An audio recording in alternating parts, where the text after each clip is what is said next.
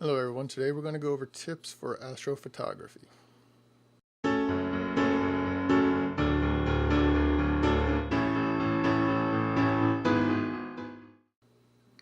First thing we're going to go over is a location. You're going to want to pick a location that is not near a city or a town that has a lot of lighting due to light pollution. You're not going to be able to see any stars. If we would go outside right now where I'm at, you wouldn't see anything outside except for some planes flying over and a few stars here and there, but nothing, exciting.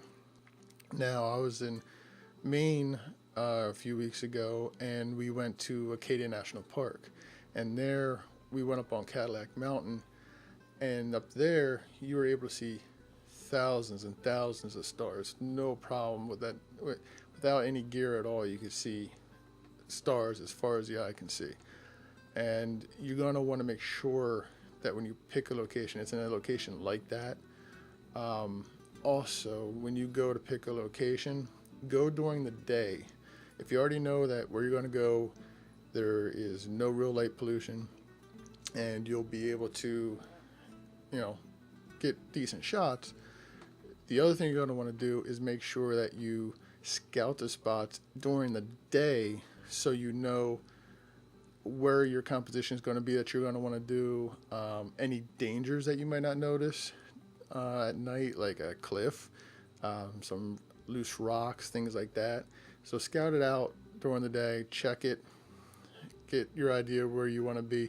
So when you get there and it's in the dark, you should get there while it's still a little light, but if you don't get a chance to when you get there in the dark, that way you have an idea of where to go, set up, and start your shooting without having to worry about, trying to find your way around in the dark.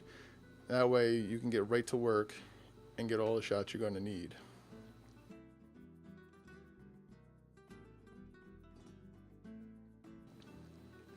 The next tip is the weather. Check the weather stations or an app on your phone or tablet or wherever you might use a computer.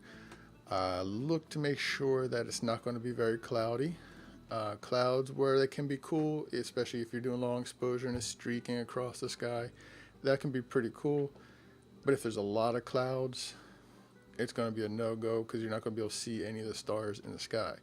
So at that point you might as well just write it off and maybe try for another day. Another thing to look out for, which I found out the hard way, is to see what the moon is going to be like that night. When we were in Acadia, I was getting some nice shots of the Milky Way. I'll post a couple here. And all of a sudden I noticed the Milky Way was getting fainter and fainter, and I couldn't figure out why. And then all of a sudden behind me I heard people saying, "Oh, this is awesome, this is awesome." I turned around and there's the moon coming up, and it was a full moon, or just about a full moon. Though I did get a couple neat shots of the full moon. It actually looks like a sunrise or sunset.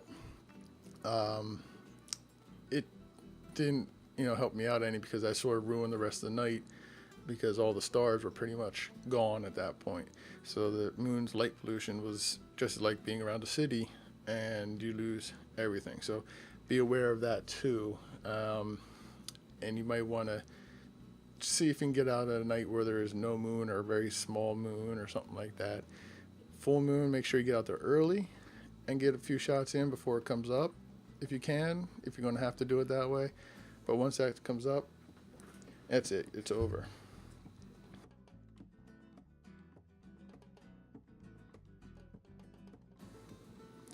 Now gear.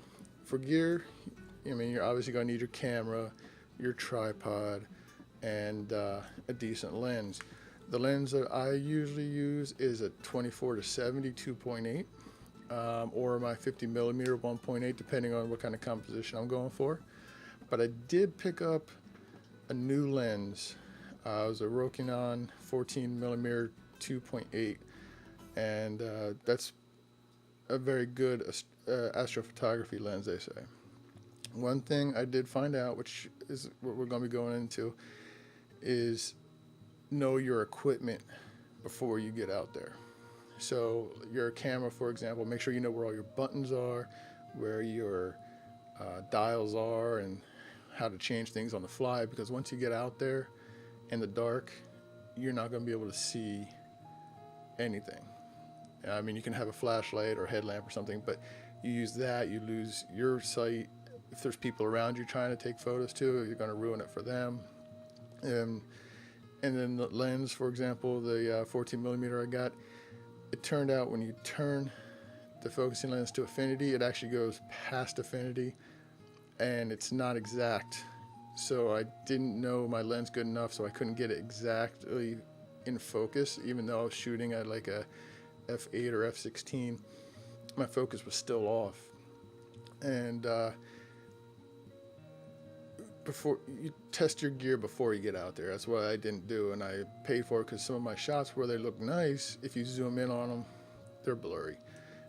So check where your infinity is, and maybe mark it with like a piece of tape or something that's not going to destroy the lens, just so you know when you get out there and you can turn it right to that spot and not even have to worry about anything else.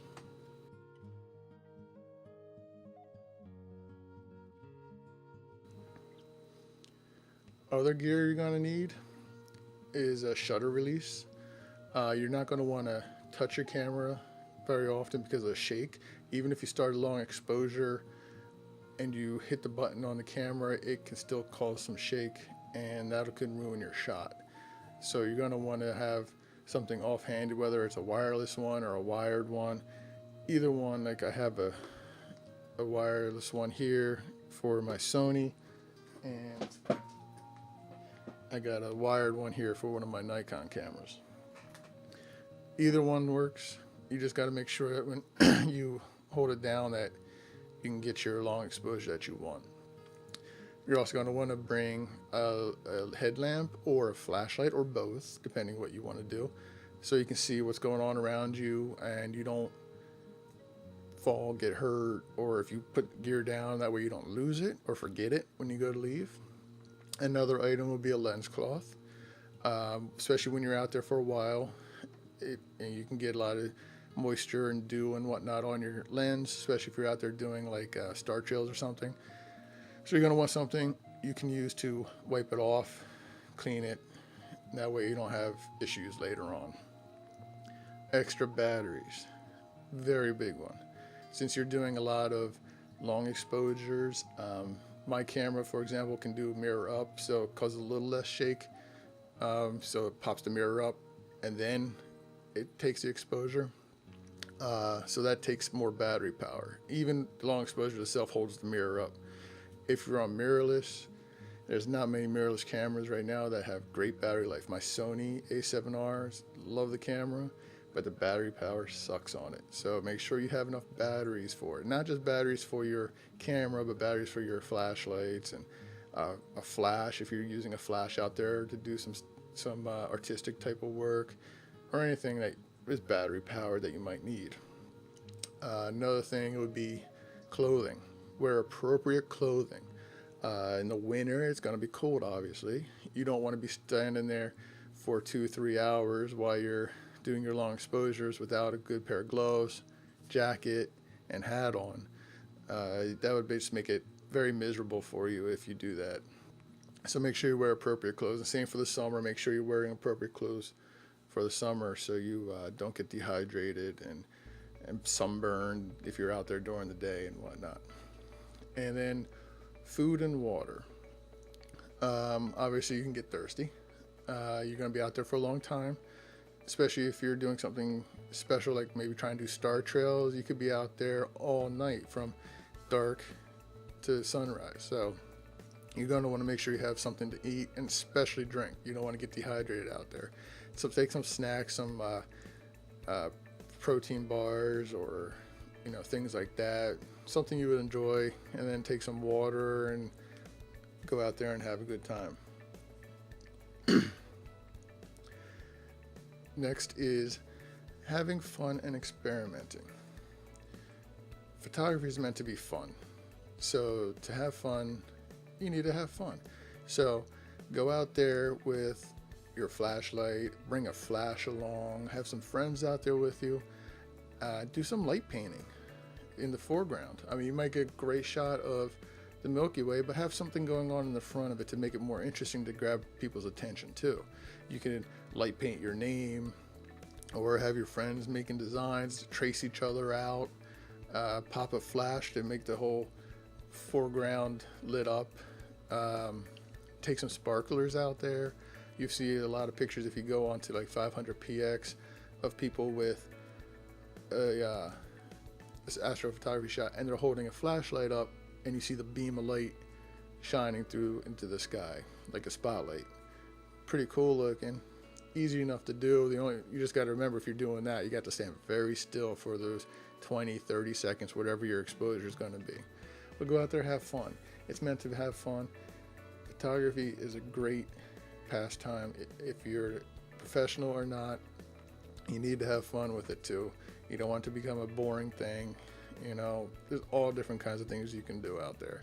Just do some searching online and you find it for night photography. I'm sure you can find a bunch of different things to do to really mix it up and make it a lot of fun.